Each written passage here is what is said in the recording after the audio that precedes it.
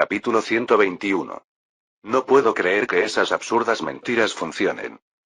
James Polk estaba al borde de criticar abiertamente a los ciudadanos, pero se contuvo con esfuerzo. Afirmar sin pruebas que el Imperio mexicano había asesinado a su discípulo no solo era una fantasía, sino también una declaración capaz de causar problemas diplomáticos.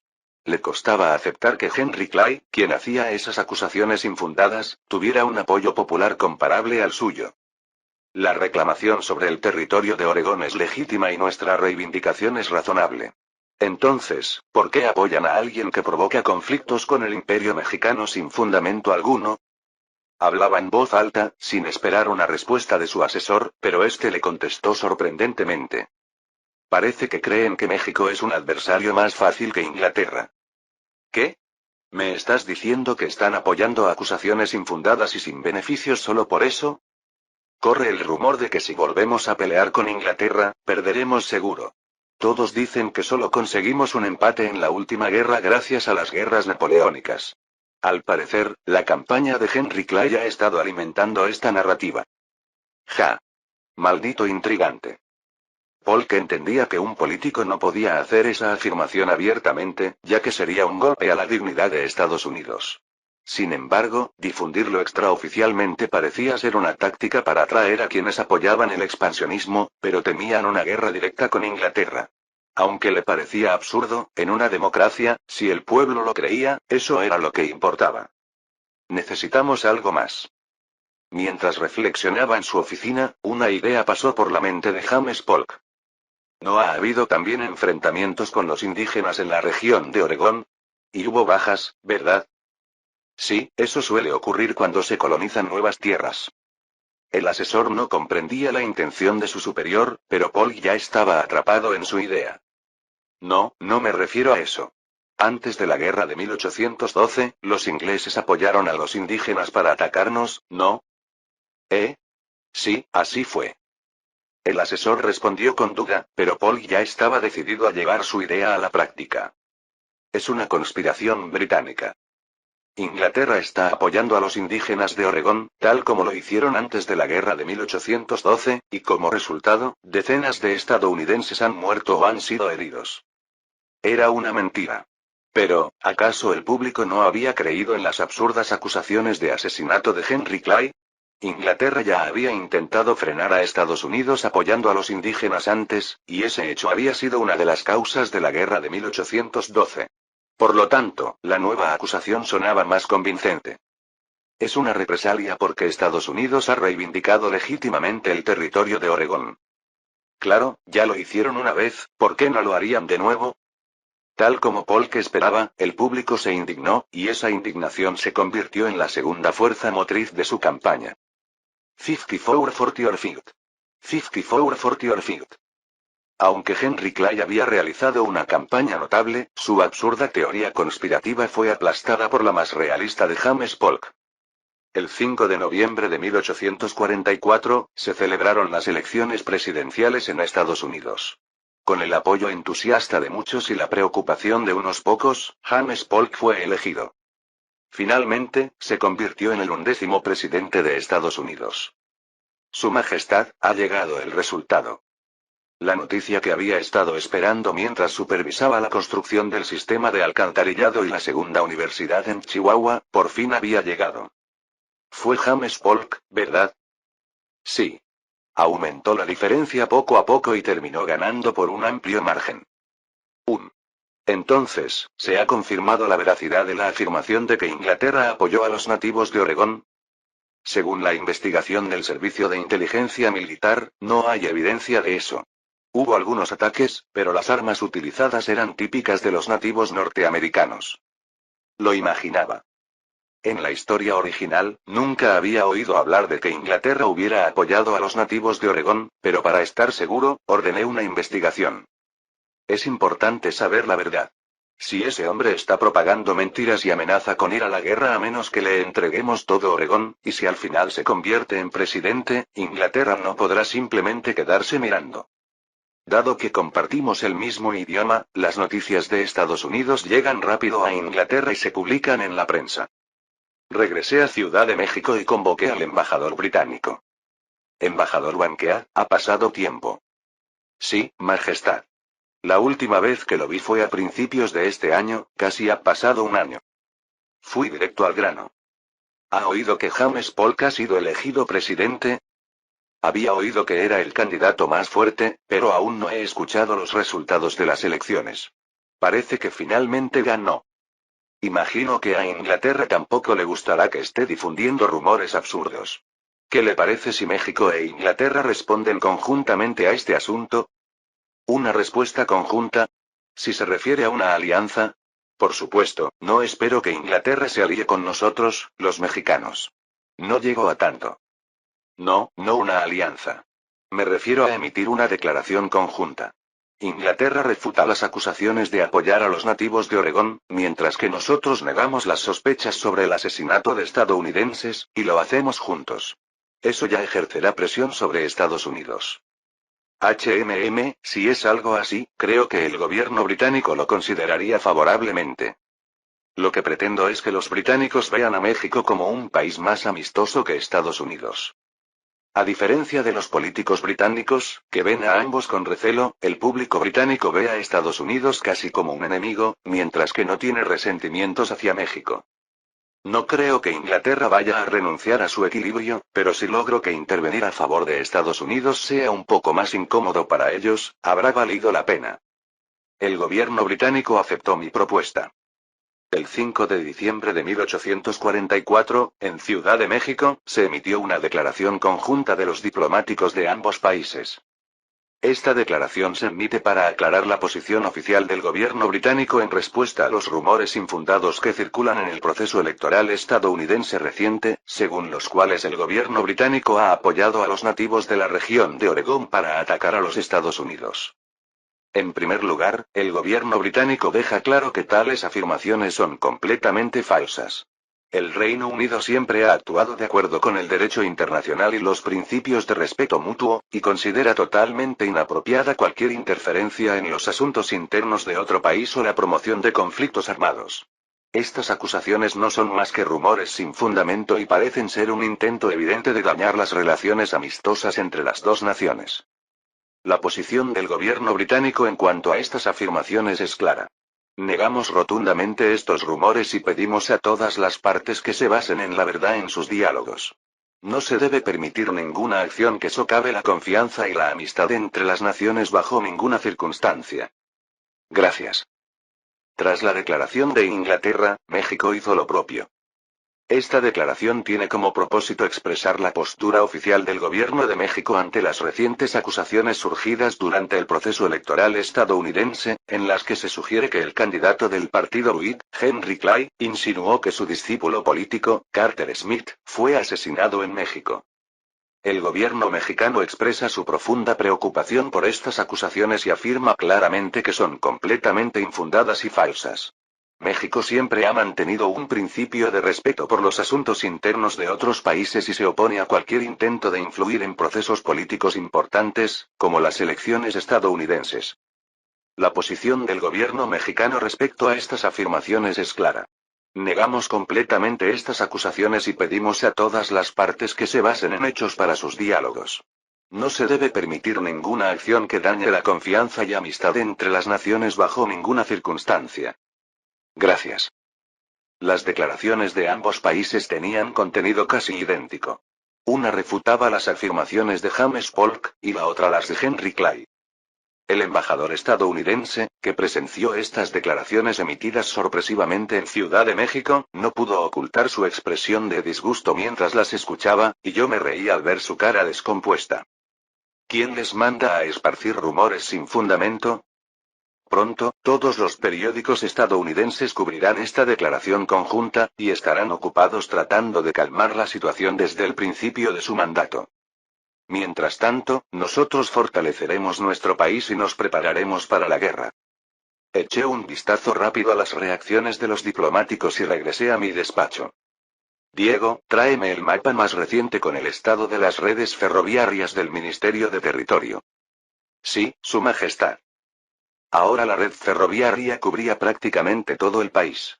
Aunque había variaciones entre regiones, no quedaba un solo estado sin algún tipo de ferrocarril.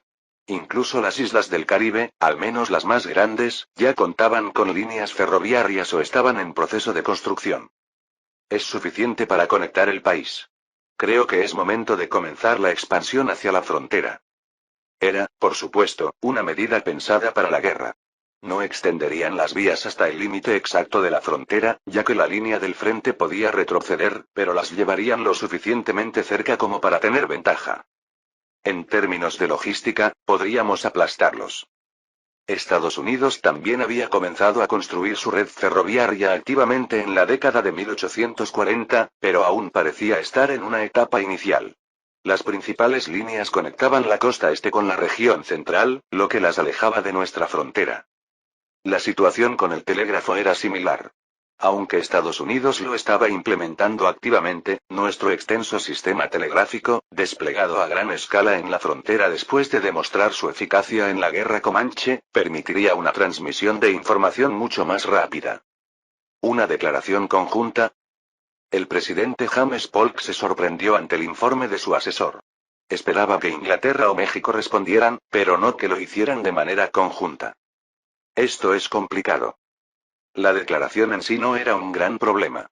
Incluso el partido Whig, el partido opositor, recibiría algunas críticas, por lo que no habría un gran impacto en su apoyo popular. El verdadero problema eran sus seguidores. Muchos ciudadanos ya creían firmemente en las afirmaciones de Polk, y veían la declaración británica como una negación descarada que solo avivaba su indignación. ¿No podemos ir a la guerra de verdad? Su plan era adoptar una postura firme para obtener beneficios diplomáticos, pero con esta declaración, no parecía probable que aceptaran una negociación pronto. Si esto se prolongaba demasiado, sus seguidores podrían volverse en su contra.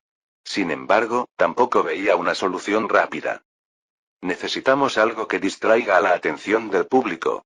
Mientras James Polk contemplaba cómo proceder, el secretario de Estado llegó apresuradamente a su despacho en la Casa Blanca. Señor presidente. Ha ocurrido un incidente en la frontera.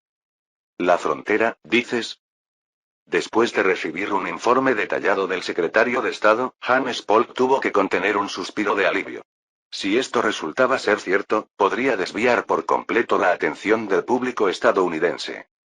Internamente, lo consideraba un golpe de suerte, pero mantuvo un tono serio al responder.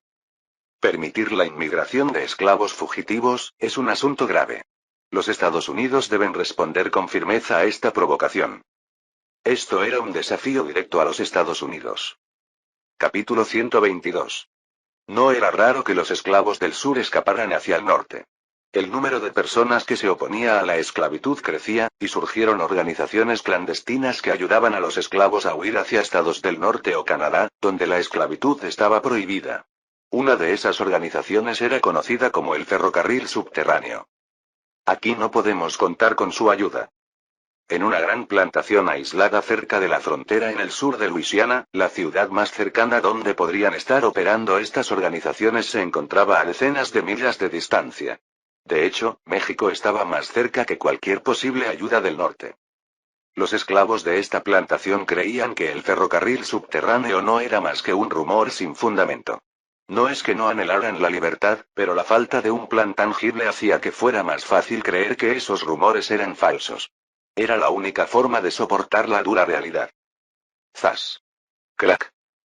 A pesar de trabajar más de 14 horas diarias bajo duras condiciones, el mínimo error o la más leve caída en la productividad resultaba en un latigazo. Estos castigos constantes hacían casi imposible renunciar al deseo de libertad. Hasta que, un día, ocurrió algo inesperado. Escuché que los malditos mexicanos se apoderaron de la parte este de Haití, comentó el hijo mayor del dueño de la plantación. Tom, un joven esclavo, trató de seguir con su trabajo sin prestar atención, como era costumbre, pero no pudo ignorar lo que el segundo hijo dijo a continuación. Esos hipócritas, fingen ser justos y abolen la esclavitud, pero luego le roban las tierras a nuestro primo George bajo la excusa de liberar a los esclavos, mientras ellos mismos se apoderan de territorios independientes como Haití. El segundo hijo mencionó que en México la esclavitud había sido abolida. ¿Eso significa? Tom siguió moviendo objetos como si no hubiera escuchado nada, pero su mente se agitaba con una mezcla de esperanza, euforía, miedo y ansiedad. Recuerdo que el mayor dijo algo sobre la cantidad de gente que se estaba yendo a México. Dijo que aceptaban a cualquiera que no fuera un criminal, y que incluso les ofrecían beneficios. En México aceptaban inmigrantes siempre que no fueran delincuentes. Además, en México no había esclavitud. Tom comenzó a conectar las piezas de la información que había escuchado por casualidad. Entonces, si puedo llegar a México, ¿seré libre? Pero ¿cómo llego allí? ¿Podré escapar sin ser atrapado? Si los adultos hubieran oído lo que Tom estaba pensando, le habrían dicho que era una idea demasiado peligrosa. Pero Tom, un joven de apenas 18 años, decidió comenzar a planear su escape. Tío John, deberías venir conmigo. Creo que realmente tenemos una oportunidad. Sabía que no podía huir solo. Aunque no tenía familia de sangre, había personas en la plantación que consideraba como su familia. Ve tú solo, Tom. Tal vez tú lo logres. Pero yo no puedo. Tom, joven y fuerte, y John, un hombre aún en sus 30 y tantos, podrían tener suerte y recorrer las millas necesarias para escapar. Muchos esclavos lo habían logrado. Pero John tenía esposa e hija. No podía dejarlas atrás. Sin embargo, llevarlas con él significaba que su velocidad y resistencia serían significativamente menores. De hecho, muchos esclavos eran capturados durante el escape por tratar de llevar a sus familias. Si los atrapaban, les esperaba una severa golpiza o incluso la muerte. John había renunciado a la idea de escapar hacía mucho tiempo. De acuerdo. Gracias por tu ayuda. John pensaba que el plan de Tom era demasiado arriesgado, pero al ver la esperanza en el rostro del joven, supo que no podía disuadirlo, así que decidió ayudarlo a aumentar sus probabilidades de éxito. Todos sabían que México estaba al oeste. Si querían escapar, debían encontrar una ruta que los llevara hacia el oeste sin ser detectados por el dueño de la plantación o sus hijos. Tom conocía algo del terreno circundante gracias a las veces que lo habían llevado a hacer trabajos mientras los hijos del dueño salían de cacería. Usó ese conocimiento para planificar una ruta de escape. Aunque sus conocimientos eran limitados, el plan no era completamente descabellado. Deberías esperar hasta la primavera, sugirió John cuando Tom mencionó su intención de escapar de inmediato. No, es mejor irnos ahora.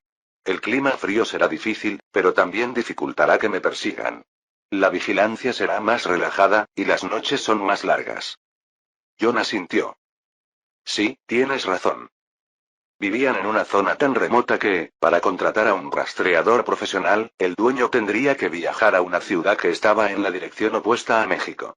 Para cuando comenzara la persecución, Tom podría estar cerca de la frontera mexicana.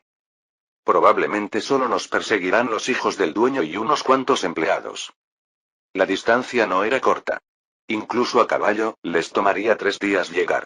¿De verdad estarían dispuestos a acampar en pleno invierno para atraparlo? Su vida dependía de ello, pero para los hijos del dueño, Tom no era más que uno de los muchos esclavos. Para ellos, era un bien costoso, por lo que no se rendirían fácilmente, pero nunca estarían tan desesperados como Tom. Planeaba robar un caballo, comida y ropa de abrigo. Debido a lo aislado de la plantación, la vigilancia no era tan estricta porque nadie se atrevía a intentar escapar. Tío John, cuídate mucho. Tom, ten cuidado. Tom, que ya se había despedido la noche anterior, sintió su corazón latir con fuerza descontrolada mientras esperaba hasta el amanecer. Crack.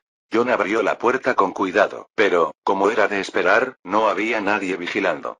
Con el frío del invierno, probablemente se habrían refugiado en algún lugar. Aunque Luisiana es uno de los lugares más cálidos de los Estados Unidos, y este era el extremo sur del estado, el invierno seguía siendo invierno. Gracias al desorden dejado por los empleados, Tom había conseguido ropa de abrigo y provisiones sin dificultad. Antes del amanecer, mientras la oscuridad aún cubría los edificios de la plantación, caminaba con cautela entre ellos. Sus pasos eran ligeros, y su respiración apenas audible. ¿Que ni aquí estén vigilando? Normalmente, los empleados deberían estar vigilando, pero para Tom fue una suerte. Se acercó con cuidado al caballo al que había dado forraje varias veces. Tom se acercó suavemente a Sam y acarició su gran cabeza con ternura. Sam, tenemos que irnos, amigo. El caballo abrió los ojos en silencio. Los grandes ojos de Sam miraron a Tom, mientras éste soltaba cuidadosamente las riendas que lo mantenían atado, evitando hacer ruido. Vámonos. Tom cargó la ropa y las provisiones sobre la silla de Sam y, con precaución, se alejaron de la plantación. No montó a caballo de inmediato ni galopó apresuradamente. La noche aún era larga y el tiempo, suficiente. Malditos bastardos. La voz de George, el hijo mayor del anciano dueño de la plantación y quien se encargaba de la gestión, resonó desde la mañana. ¿Creen que les pago para que hagan esto? Aunque la mayor parte del trabajo en la plantación lo hacían los esclavos, la supervisión y el control eran responsabilidad de los empleados que sí recibían un salario. Algunas plantaciones daban cierta autoridad y privilegios a los esclavos más obedientes, pero el dueño de esta plantación no confiaba en los negros. Paz. George abofeteó sin piedad a uno de los empleados. Su actitud era como si estuviera tratando con esclavos, pero en esta plantación él era la ley. Encuéntrenlo de inmediato. Sí, señor. George, yo iré a buscarlo. William, el segundo hijo, que había estado en silencio detrás de su furioso hermano, habló. Bien. Necesitamos al menos a alguien en quien confiar. George, algo más calmado tras abofetear a sus empleados, dijo. Así, William, el segundo hijo del dueño, partió con 5 empleados de la plantación para capturar a Tom. Si se escapó al amanecer, ya debe haber avanzado unas cuantas millas. ¿Y ahora qué? George, pero el tipo no tiene un mapa. Podemos seguirlo tranquilamente mientras se pierde por el camino y atraparlo sin problemas. Tienes razón. Además, solo le dio forraje al caballo, pero nunca ha montado, así que no debe estar yendo muy rápido.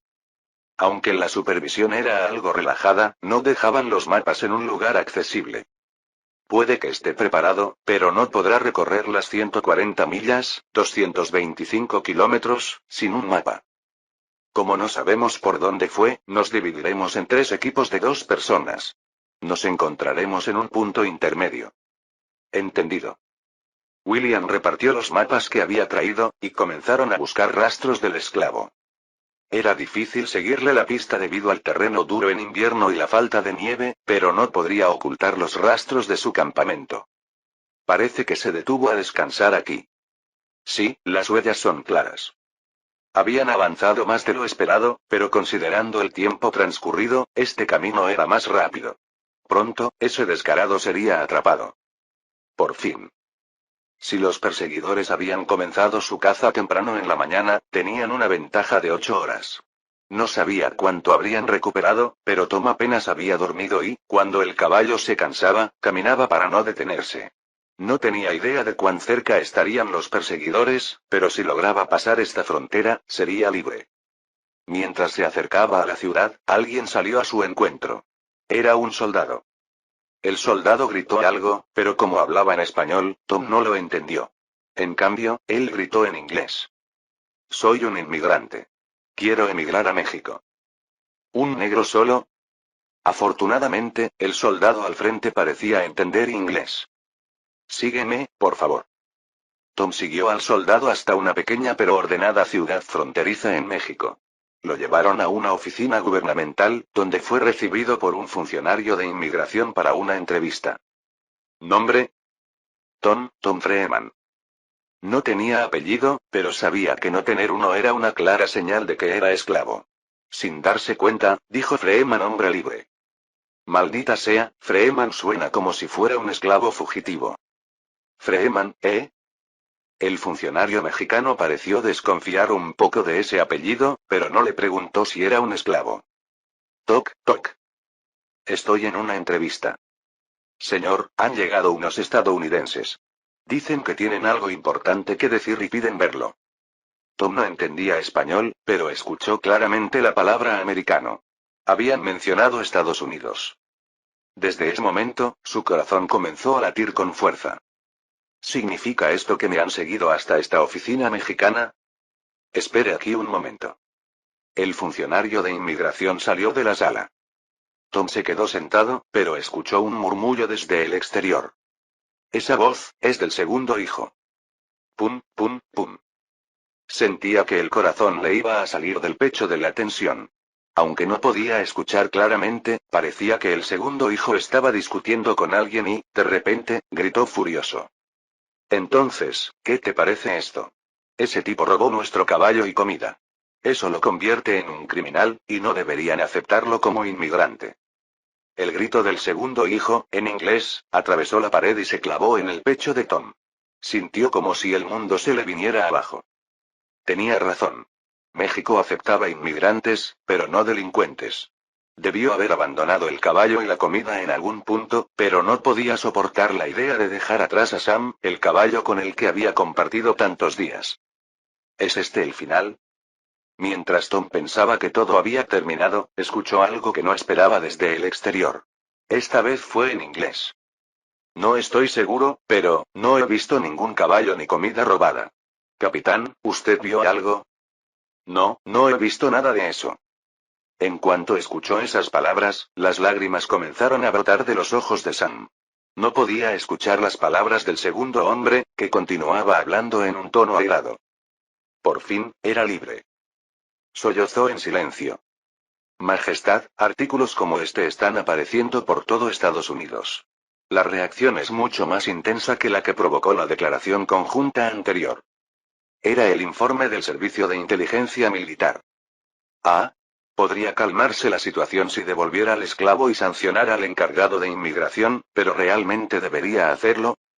Es cierto que en México no existe la esclavitud, y que desde el último censo, tras haber detectado problemas con inmigrantes ilegales en la región de Costa Rica, hemos sido cuidadosos al aceptar inmigrantes que lleguen a la frontera.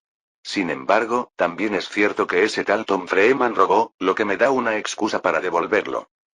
Aunque me encantaría simplemente aceptarlo, si lo devolviera, quizá podría retrasar la guerra unos meses. Pero tampoco es que este incidente vaya a desencadenar la guerra de inmediato. Al final, esa guerra llegará de todos modos. Mis dudas continuaban sin cesar. ¿Qué piensan ustedes que deberíamos hacer? Ricardo, el director del Servicio de Inteligencia Militar, habló con cautela. Dado que no ha pasado mucho tiempo desde que ocurrió el incidente y ya hay artículos en todo el país, es muy probable que el gobierno de Estados Unidos esté implicado. Parece que tienen una intención firme de usar este caso como pretexto para atacar. Mi opinión es que James Polk, aunque no sea por este motivo, encontrará una excusa, incluso si tiene que mentir. Diego estuvo de acuerdo. Así es. No sería la primera vez que actúan de esa manera, ¿verdad? Y viendo cómo están reaccionando, aunque devolvamos al esclavo ahora, no parece que vayan a dejarlo pasar pacíficamente. Ambos tienen razón. Tomé una decisión. Diego, vamos a proceder con el segundo censo del Imperio Mexicano, haz los preparativos. Sí, Majestad. No hizo falta que añadiera que pronto podríamos activar la ley de reclutamiento masivo que promulgamos hace un tiempo. Seguramente todos ya lo entendieron. Voy a visitar Vega Defensa, así que transmite la orden a la administración y luego ven allí. Por primera vez en mucho tiempo, me dirigí al laboratorio de Vega Defensa. El hecho de poder producir acero en masa significa que también podemos fabricar en grandes cantidades armas que antes no podíamos, debido a su alto costo. Es hora de ver los resultados. Capítulo 123. Ha crecido enormemente. Lo que antes era un simple almacén donde Eduardo y algunos técnicos desarrollaban armas, ahora se había transformado en un centro de investigación armamentística, con decenas de graduados universitarios y técnicos trabajando allí. Su Majestad ha ordenado desarrollar más de una cosa. Para lograrlo, necesitamos algo de esta magnitud. Ah, ¿sí? Bueno, veamos algunos de los resultados. Eduardo y yo caminamos por el edificio de Vega Defensa, conversando de manera informal. En la sala que llegamos estaba la primera ametralladora que había conseguido ser práctica para el combate. La Gatling Gun. Aunque no podíamos usar el nombre del médico estadounidense Gatling, la llamamos simplemente Vega Ametralladora 43. A pesar del nombre, su diseño y funcionamiento eran casi idénticos al de la Gatling. Aunque quería que desarrollaran una ametralladora más avanzada, no conocía los principios complejos de cómo funcionaban. La Gatling Gun era la única arma de la que al menos sabía su apariencia. Este es el prototipo que hicieron hace 2 años, ¿verdad? Sí, es correcto. No pudimos producirlo en masa debido al costo. Hasta ahora, era raro que las armas se fabricaran con acero. El costo de producción de acero era extremadamente alto. Las armas y cañones del ejército mexicano estaban hechos de metales más baratos como hierro forjado o hierro fundido, y el acero solo se usaba en situaciones especiales, como en los grandes cañones navales. Sonreí levemente mientras comentaba. Supongo que ya habrás oído que el costo de producir acero ha caído drásticamente. Eduardo también sonrió. Sí, Su Majestad.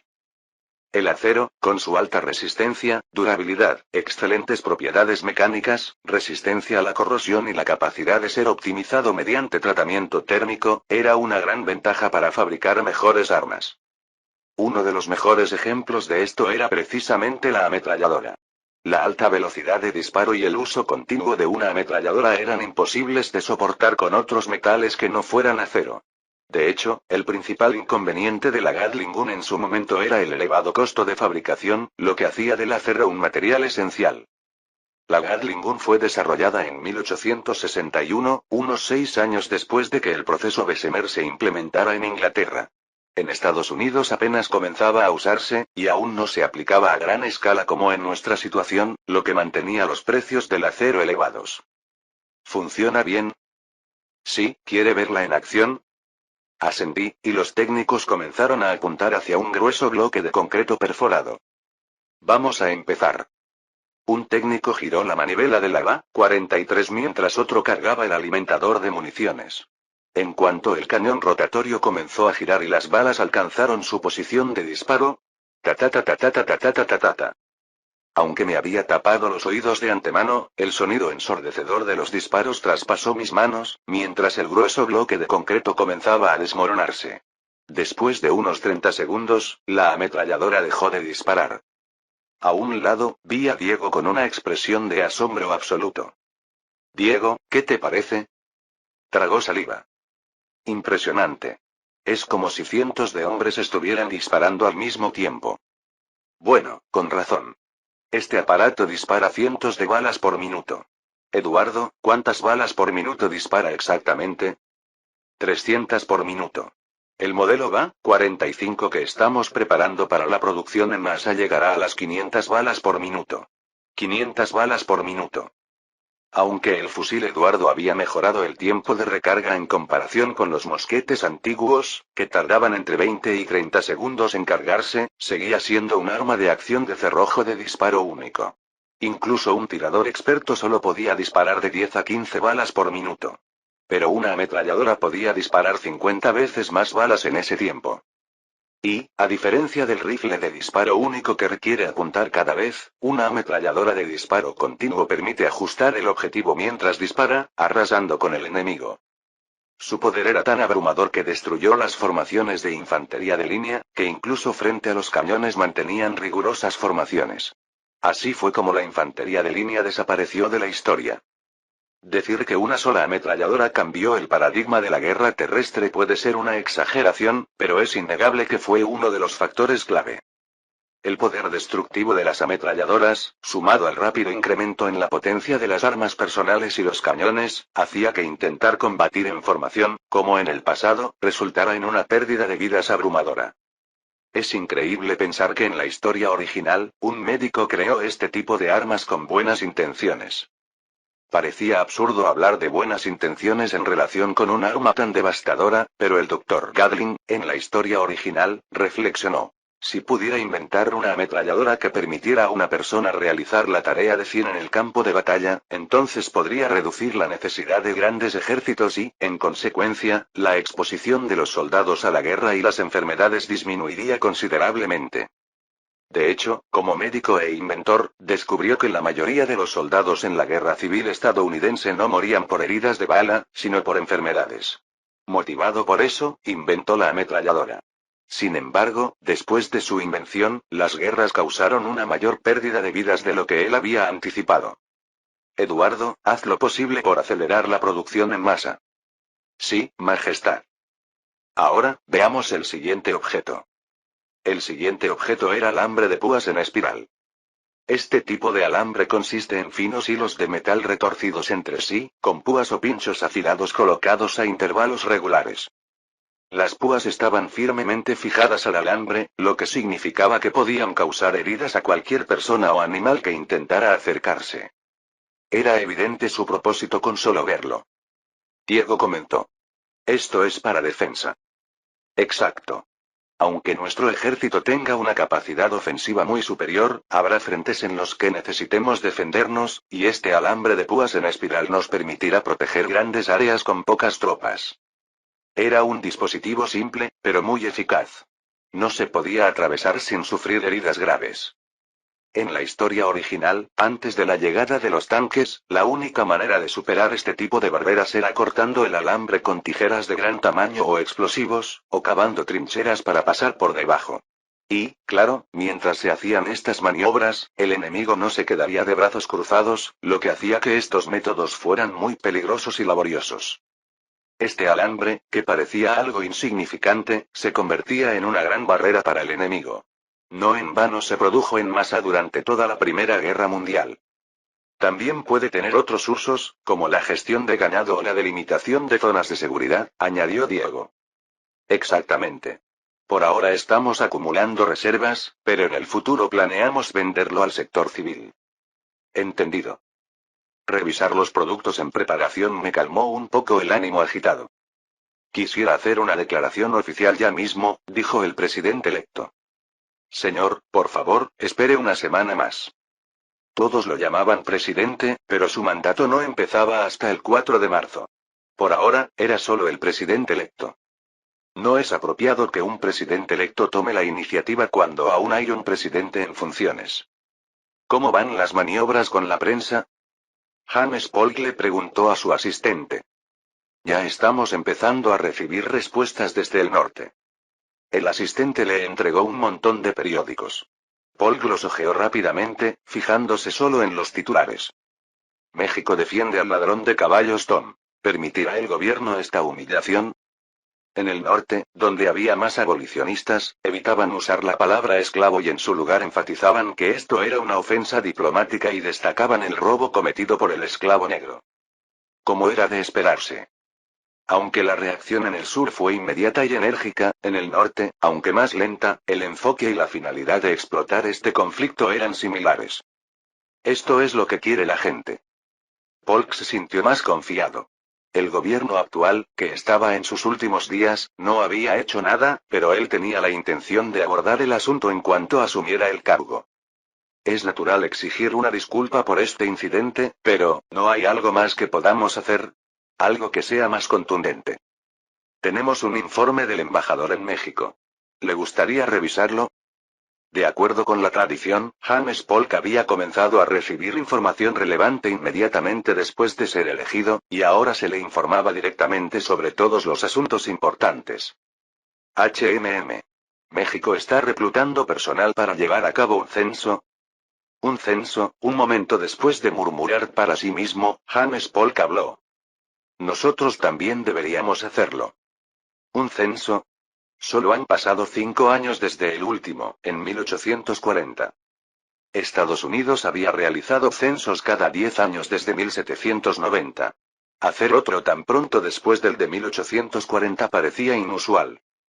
Si, por alguna razón, el conflicto con México empeora, los ciudadanos de Estados Unidos necesitan tener la certeza de que estamos en una posición claramente superior. Aunque resolver el conflicto diplomáticamente sea la mejor opción, necesitamos datos concretos que refuercen nuestra posición. Tiene razón, señor. Aunque la población no era el único factor que determinaba el poder de una nación, seguía siendo un indicador importante. De hecho, muchos medios y expertos habían comparado los resultados del censo mexicano de 1838 con los del censo estadounidense de 1840. En 1838, México había reportado una población de 10,82 millones, mientras que en 1840, Estados Unidos tenía alrededor de 17 millones, lo que indicaba una diferencia considerable de casi 5 millones entre ambos países. El rápido crecimiento económico y la alta tasa de natalidad de Estados Unidos eran fuente de orgullo, y mostrar estos datos en un mismo año ayudaría a fortalecer la confianza nacional. Será la primera política que impulse, así que prepárense para empezar de inmediato. Quiero que se anuncie dentro de los 6 meses posteriores a mi toma de posesión. Sí, señor. La fuga de Tom se convirtió en un gran tema de conversación en el sur, especialmente en las regiones fronterizas con México. Ese maldito esclavo ladrón de caballos. Muchos dueños de plantaciones estaban furiosos, sintiendo que su propiedad había sido robada, y reforzaron las medidas de seguridad, que hasta entonces habían sido algo laxas. Si algo así pasa en mi plantación, los mataré a todos. No era raro que los dueños de las plantaciones despotricaran abiertamente con amenazas hacia sus empleados. El problema era que, en medio de esas quejas y amenazas, los esclavos escuchaban a escondidas. Dicen que si robas un caballo y te diriges al oeste, te aceptan como inmigrante. Para muchos esclavos que ya habían renunciado a la idea de la libertad, esa pequeña posibilidad era valiosa. Y no solo eso. Finalmente, hay una ruta de escape viable hacia el sur. El ferrocarril subterráneo, una organización secreta dedicada a la liberación de esclavos, había oído hablar de la fuga de Tom. Ayudar a los esclavos a escapar era una tarea extremadamente peligrosa, por lo que hasta entonces no habían podido operar en el sur debido a la baja probabilidad de éxito en llegar al norte. Así que estamos hablando de México. Todos ya lo sabían. El hombre asintió y continuó. Propongo formalmente que expandamos nuestras operaciones al sur. Todos estuvieron de acuerdo. No hubo objeciones. Bien. El hombre miró a los presentes en la sala antes de tomar una decisión final. Establezcamos una red en el sur y comencemos los preparativos para la liberación de más esclavos. El pequeño aleteo de las alas de Tom estaba a punto de desatar una tormenta. Capítulo 124. Después de probar la durabilidad del uniforme con varias herramientas, tuve que admitirlo. Es realmente resistente. Sí, la durabilidad es clave en los uniformes militares. Aunque, claro, también hemos puesto bastante atención en su apariencia, respondió Ramón. Asentí ante las palabras de Ramón. Los uniformes, con los colores verde, blanco y rojo de la bandera mexicana, se veían bastante impresionantes incluso a mis ojos. El producto es excelente, así que concéntrate en la producción en masa. No serán solo unos miles o decenas de miles. Necesitaremos al menos cientos de miles. Era una insinuación clara de que la guerra se acercaba. Ramón respondió con un tono grave. Entendido. Había dejado todas las decisiones de los proyectos y diversos asuntos en manos de los responsables, mientras me concentraba en los preparativos bélicos. Específicamente, en el desarrollo y almacenamiento de suministros militares como uniformes, alimentos, suministros médicos, equipo de campamento y armas. Ramón puede encargarse de los uniformes y el equipo de campamento. Aunque estaba recorriendo varias empresas y departamentos gubernamentales, lo más importante seguía siendo la producción de armas en Vega Defensa. Visitaba el laboratorio de Vega Defensa casi todos los días para verificar personalmente cada arma y equipo militar desarrollado. Todo está listo. Eduardo habló con un tono ligeramente nervioso. Los objetos que íbamos a revisar hoy eran los más importantes. Introducir ametralladoras o alambre de púas era crucial, pero lo básico seguían siendo los rifles y los cañones. ¿Este es el ER-45? Sí, Su Majestad. Era la versión de 1845 del fusil Eduardo. Tiene buen aspecto. Aunque estaban desarrollando un rifle de disparo automático con cargador, este ER-45 era la versión final mejorada del rifle de disparo único que Vega Defensa había estado perfeccionando durante los últimos 18 años. En tiempos de paz, habría comenzado a utilizarse y se iría mejorando gradualmente, pero con la guerra acercándose, teníamos que producir una cantidad masiva de armas, y no podíamos correr el riesgo de fabricar en masa una versión inestable. Clic, bang. Clic, bang. Disparé varias veces y, finalmente, sonreí con satisfacción. Aunque seguía siendo un fusil de cerrojo de disparo único, muchas cosas habían mejorado. Ha habido una reducción significativa en la fuga de gases. Sí, hemos centrado nuestras mejoras en la estabilidad y el rendimiento, basándonos en los comentarios recibidos hasta ahora. Sentí que, para la tecnología de la época, este era casi el mejor resultado posible. Era evidente el esfuerzo de Eduardo y los técnicos. Era una obra maestra. Me encanta el hecho de que solo se amartilla al retraer el cerrojo. Bien, a partir de hoy, produce tanto ER-45 como sea posible, sin límites. Como el producto ya había sido aprobado por los oficiales militares, autoricé la producción en masa con confianza. Sí, señor. Eduardo mostró un rostro de alivio, como si hubiera superado una gran prueba. Ja, ja. Bien, por último, veamos los cañones. Sí, vamos al campo de tiro al aire libre. Al igual que en ocasiones anteriores, en el campo de tiro al aire libre ya estaban listos los técnicos y los cañones para la demostración. Veámoslo de inmediato. Sí, Majestad. No había necesidad de más palabras. Aunque el cañón era de acero, no era algo completamente nuevo, ya que ya había visto cañones de hierro montados en acorazados. Los ingenieros se apresuraron a preparar la carga. Fuego. Boom. SSSHHH. Paf. El proyectil voló y golpeó fuertemente el suelo. Definitivamente, el acero aumenta el poder destructivo. Así es, Majestad. No solo el poder destructivo, sino que también es superior en durabilidad, estabilidad y alcance. El acero, al ser más fuerte que el hierro fundido o los cañones de bronce, podía soportar una mayor presión, lo cual era de esperarse. Gracias a las estrías grabadas en el cañón, la precisión también había mejorado, superando en todos los aspectos a los cañones de campaña utilizados por el ejército actual. Pero el costo es un problema. Aunque el proceso de producción de acero había reducido los costos hasta un 80% gracias al método de Bessemer, el acero seguía siendo caro, ya que implicaba procesar a radio en una etapa adicional. Era inevitable que fuera costoso. Además, había muchos otros lugares donde el acero era necesario, como para las ametralladoras, así que no era factible producir suficientes cañones de acero para reemplazar todos los existentes. Sin embargo, los cañones que ya tenían les daban una ventaja sobre los que poseía Estados Unidos en ese momento. Calculen la cantidad de cañones que podemos producir y envíenme un informe más tarde. Sí, Majestad. 5 de marzo de 1845. El presidente de los Estados Unidos, James Polk, emitió una declaración oficial al día siguiente de su toma de posesión. Hubiera querido hacerla el mismo día de la investidura, pensó. Pero, por insistencia de sus asesores, que le advirtieron que no sería adecuado hacer una declaración en medio de la ceremonia, decidió esperar un día. El presidente Polk se preparó, con expresión solemne, para dar su discurso. Esta declaración tiene como propósito, como presidente de los Estados Unidos, clarificar la postura del gobierno estadounidense respecto al reciente y lamentable suceso en el que la propiedad de un ciudadano estadounidense fue llevada a México, donde el gobierno mexicano la ha acogido. Deseamos resolver este asunto en el espíritu de la amistad y el respeto mutuo entre nuestras dos naciones. En primer lugar, solicitamos una disculpa formal del gobierno mexicano por este incidente.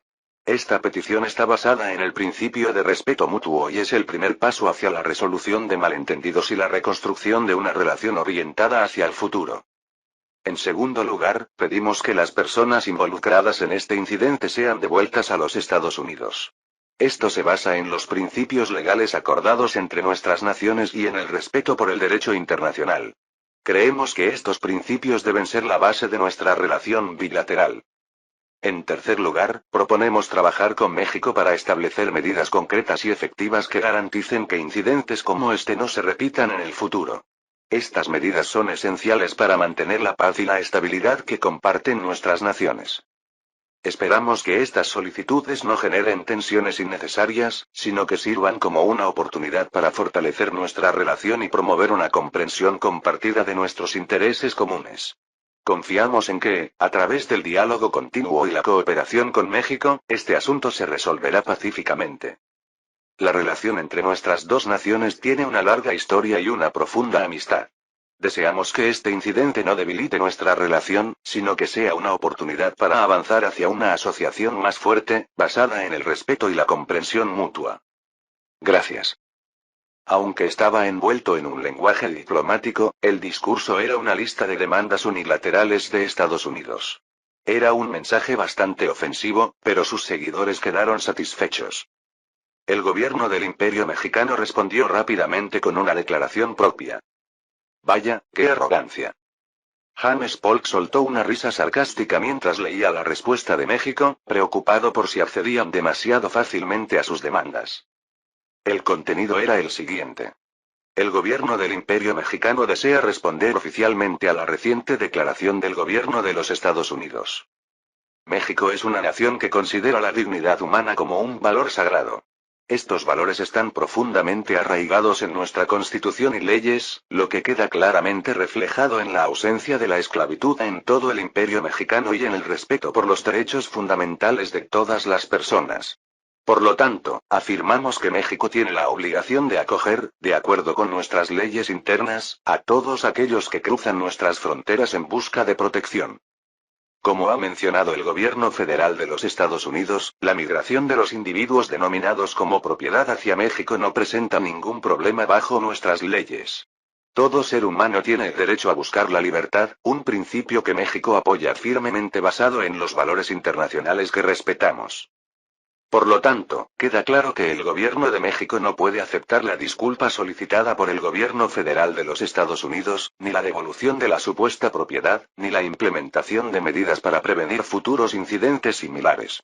El Imperio Mexicano prioriza la protección de la libertad y los derechos humanos, lo cual es un pilar fundamental de nuestra identidad nacional y de nuestras responsabilidades internacionales. Además, instamos al gobierno federal de los Estados Unidos a centrarse en resolver los problemas internos reforzando su control fronterizo y sus políticas internas. Las cuestiones que afectan el destino de quienes cruzan nuestras fronteras dependen en última instancia de las políticas internas de cada país, y México actuará en consecuencia con estos principios. México, como miembro de la comunidad internacional, busca mantener relaciones pacíficas y cooperativas. Esperamos que todas las naciones se centren en proteger y promover los derechos y el bienestar de sus ciudadanos, y bajo este espíritu, esperamos continuar el diálogo con Estados Unidos. El gobierno del Imperio Mexicano reafirma, a través de esta declaración, nuestra posición clara, y confirma su compromiso de seguir fomentando una relación basada en el respeto mutuo y la comprensión con el gobierno federal de los Estados Unidos. Aunque la declaración estaba repleta de lenguaje diplomático, en resumen, el mensaje era claro. No tenemos intención de cumplir con tus demandas, y si no quieres más esclavos escapando, refuerza tu propia frontera. El presidente James Polk no respondió con una declaración pública.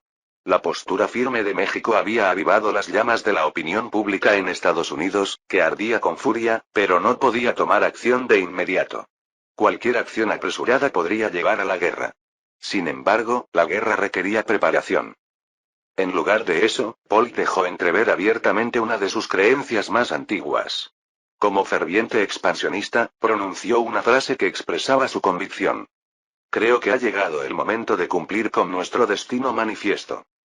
¿Cómo es posible que, a pesar de este aumento en la demanda, los precios de los productos agrícolas sigan bajando? El número de inmigrantes superaba el millón, la tasa de natalidad era altísima, y la población vivía mucho mejor que antes. Había muchas razones para que la demanda de alimentos aumentara, y en efecto, había crecido enormemente. El problema era que la oferta había crecido aún más. La introducción de herramientas y maquinaria eficientes, junto con la construcción de presas y sistemas de irrigación, había incrementado drásticamente la productividad agrícola. Solo con eso, la producción se había duplicado, y con la política de expansión de tierras, la superficie cultivable del país casi se había duplicado desde antes de la independencia. Además, los precios de los productos agrícolas se habían nivelado en todo el país gracias al sistema ferroviario que conectaba las distintas regiones. Mientras los precios de casi todo subían, los productos agrícolas no solo no aumentaban de precio, sino que disminuían lentamente. Los terratenientes estaban descontentos, pero no podían sugerir la locura de revertir una situación en la que la mayoría de la población vivía mejor alimentada que antes. Aunque, últimamente, el gobierno ha estado comprando enormes cantidades de grano, lo que ha ayudado a mantener los precios relativamente estables. Al menos tenemos eso. Otro terrateniente señaló esto, pero el terrateniente descontento no parecía satisfecho. Sí, pero, ¿a dónde se supone que va todo ese grano? Aprobamos esa extraña ley de almacenamiento de grano sin ninguna explicación clara. Con la enmienda constitucional, el número de escaños en el Congreso había aumentado, lo que permitió a los terratenientes y republicanos aumentar su representación, pero al final, los imperialistas obtuvieron la mayoría. Sin consultar, aprobaron la ley de almacenamiento de grano y comenzaron a comprar grandes cantidades de productos agrícolas. Bueno, viendo la situación actual, debe de ser por culpa de los Estados Unidos. Sí, mientras nos beneficie, no nos quejemos por ello. Aunque la ley favorecía a los terratenientes, algunos expresaron sus quejas, pero otros no estaban de acuerdo. No me quejo por oponerme, solo tengo curiosidad. La situación afectaba directamente su sustento, así que todos estaban tensos. Sin embargo, en ese momento, no sabían lo que estaba por venir. Pronto, la peor plaga cruzaría el océano y llegaría a sus tierras. Capítulo 125. Aun si ganamos la guerra, el único resultado sería la expansión de la esclavitud. Los opositores a la esclavitud en el norte expresaban su preocupación por el descarado expansionismo de James Polk y por la beligerancia de la opinión pública estadounidense. El imperio mexicano no era un país fácil de enfrentar, y aunque se lograra la victoria, permitir la esclavitud en los nuevos territorios solo otorgaría más poder e influencia a los propietarios de esclavos del sur. Pero no hay manera de evitarlo. Si te opones a la guerra, te llaman cobarde o traidor. Con el respaldo de la opinión pública, James Polk y el Partido Demócrata llevaban a cabo preparativos bélicos sin reparos. Aunque oficialmente lo describían como una medida preventiva, los rumores eran que Polk no paraba de pregonar la doctrina del destino manifiesto. Incluso entre los que se oponían a la esclavitud en el norte, muchos apoyaban el expansionismo, ya que veían la expansión territorial como una oportunidad económica y un crecimiento nacional. En esas circunstancias, era imposible revertir la opinión pública. James Polk, detén los preparativos para esta guerra inmoral. Las protestas caían en oídos sordos y Polk, consciente de ello, las ignoraba. Ya estoy harto de soportar esas quejas. Desde el intercambio de declaraciones con México en marzo, Polk había estado trabajando bajo la superficie, persuadiendo a políticos y formando opinión pública en favor de la guerra. Además, en el Congreso se discutían leyes para aumentar el presupuesto militar y almacenar suministros bélicos. Había mucho que hacer. A finales de agosto, cuando el verano estaba por terminar, se completó el censo de población. 19.500.000, un aumento de 2.500.000 en tan solo 5 años. A pesar de las preocupaciones de que la plaga de la papa, que había arrasado desde 1842, pudiera haber afectado la tasa de natalidad, los Estados Unidos de América habían superado la crisis con relativa facilidad, gracias a que cultivaban no solo papas, sino también trigo y maíz, lo que les permitió evitar mayores pérdidas. ¿Y México? ¿Aún no tenemos noticias? No, señor. Revisamos todos los días, pero no ha llegado ninguna información. Ja, ja, ja. Empezaron 2 semanas antes que nosotros y todavía no han terminado su censo. ¿No les dije que no debíamos sobreestimar a México? Algunos académicos advertían que no debían subestimar las capacidades de México y que no era prudente recurrir a una opción militar tan a la ligera. Sin embargo, la opinión general seguía siendo que México no representaba una gran amenaza. El argumento era que, si bien la administración del gobierno central de Estados Unidos no era perfecta, si era más rápida que la de México, entonces el sistema administrativo mexicano debía ser aún peor. Ya hemos esperado bastante.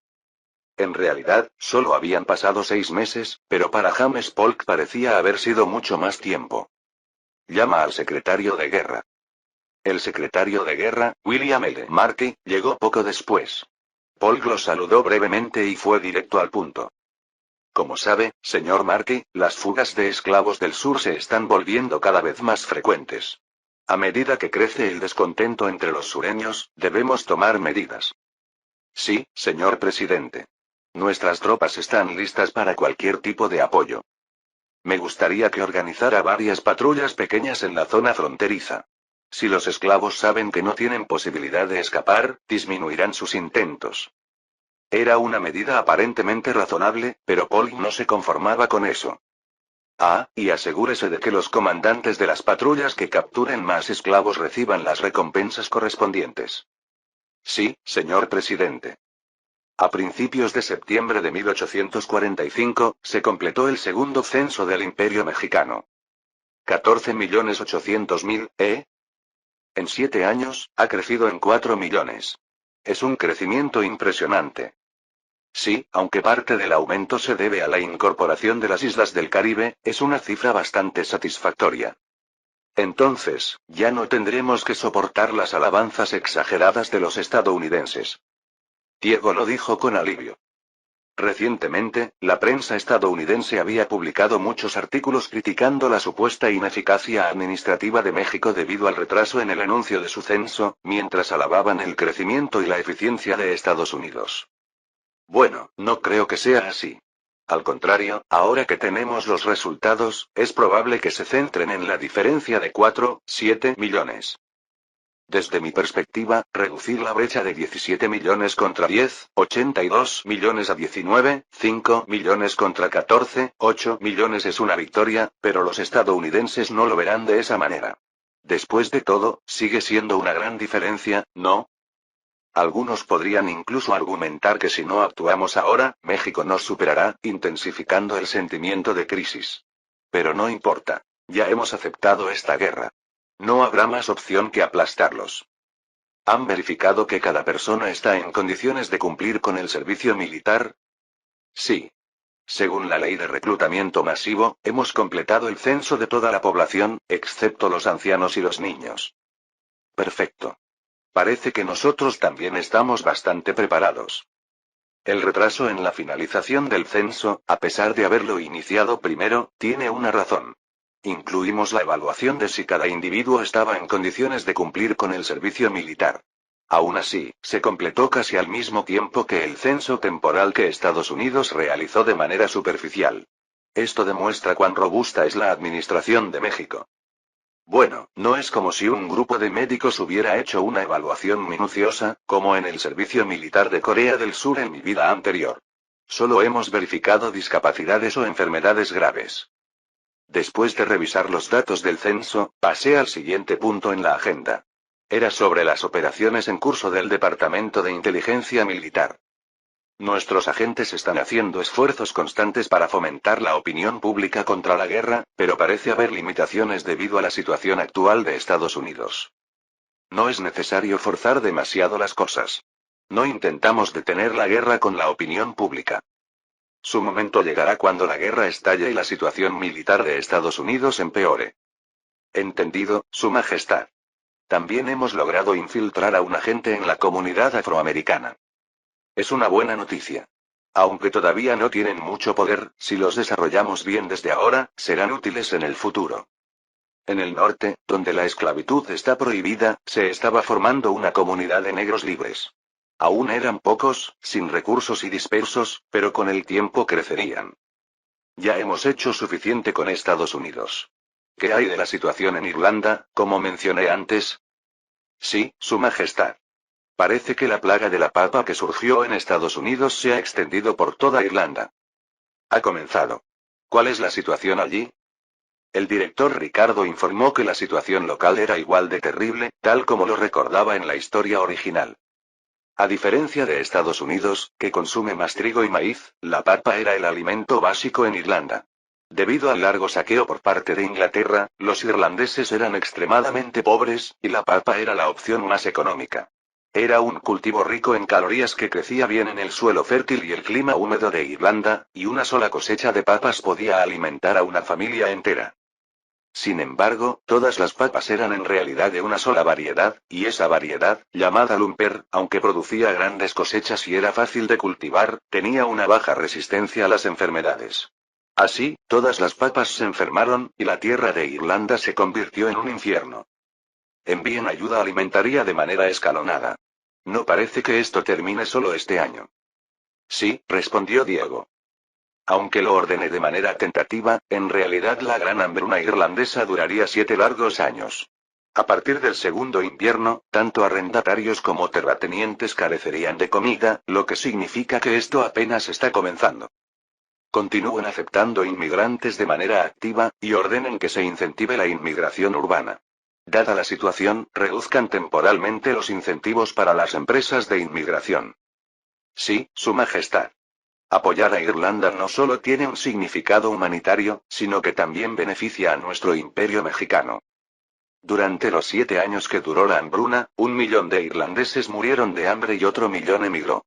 Dado que la población de Irlanda es de 8 millones, el 25% de su población desapareció en 7 años. En la historia original, la mayoría de esos inmigrantes se fueron a Estados Unidos, lo que resultó en una gran población de estadounidenses de origen irlandés. Sin embargo, en este mundo, atraeremos a esos inmigrantes hacia nuestro imperio mexicano. Puede parecer imprudente llevar a cabo operaciones de socorro que cuestan tanto dinero justo antes de una gran guerra, pero México necesita mano de obra. Actualmente, debido al desarrollo territorial y la industrialización, México tiene una tasa de desempleo cercana al 0%. Con inmigración de todo el mundo, hemos logrado mantener un equilibrio. Pero, ¿qué sucederá cuando estalle una guerra de gran escala? Incluso sin ser un experto en economía, cualquiera podría ver que el equilibrio económico del país se derrumbaría. No podemos dejar pasar esta oportunidad, ni siquiera por la guerra. No es que planeemos convertir a los desafortunados irlandeses en carne de cañón tan pronto como lleguen. Ellos cubrirán las vacantes dejadas por aquellos ya reclutados. Mostraremos el milagro de aumentar nuestra fuerza laboral durante la guerra. Las papas. Kevin. ¿Qué sucede? La esposa salió corriendo de la casa, sorprendida. SSSHHH. Kevin trató de frotar las manchas de las papas contra su ropa, pero fue en vano. Esa mancha, que a simple vista parecía de mal agüero, seguía ahí, sin moverse. Si solo hubiera sido una, no sería gran cosa, pero todas las papas que podía ver estaban manchadas. La mayoría de la población de Irlanda vivía en pequeñas granjas que no llegaban a las 15 acres. Esto se debía a que toda la tierra pertenecía a terratenientes ingleses o a grandes propietarios irlandeses que se habían convertido al anglicanismo. En esas minúsculas granjas, la única cosecha que garantizaba suficiente comida para toda la familia era la papa, por lo que los irlandeses vivían casi exclusivamente de papas y leche agria durante todo el año. Toc. Sin darse cuenta, Kevin dejó caer la papa. Al recogerla, su esposa finalmente se dio cuenta del estado de la misma. ¿Qué es esto? Las papas están enfermas, dijo Kevin, con una voz cargada de desesperación. Kevin comprendió de inmediato la gravedad de la situación. Ese momento, ya había habido ocasiones en que las papas se dañaban por alguna enfermedad o por insectos, pero nunca había visto que todas estuvieran afectadas. Con una leve esperanza, desenterró el resto de las papas del campo, pero con suerte 1 o 2 de cada 100 parecían estar en buen estado, y eso solo exteriormente. Como era de esperar, no era solo en la casa de Kevin donde esto ocurría. De pronto, se empezaron a oír lamentos por todas partes. ¡Ay, ay, ay! Los pobres campesinos irlandeses no tenían reservas de alimentos. No había nada para comer. Algunos intentaron comer las papas enfermas. Si se les quitaba 1/3 de la superficie, el interior parecía estar en mejores condiciones. Blech. El sabor no solo era desagradable por la pérdida de nutrientes, sino que la mayoría de las personas acababa con trastornos gástricos o intoxicaciones alimentarias. Para los irlandeses, que ya tenían una nutrición extremadamente deficiente, estas enfermedades podían ser mortales. Otoño de 1845. La mitad de la cosecha de papas en Irlanda había sido destruida. Fin del capítulo 125.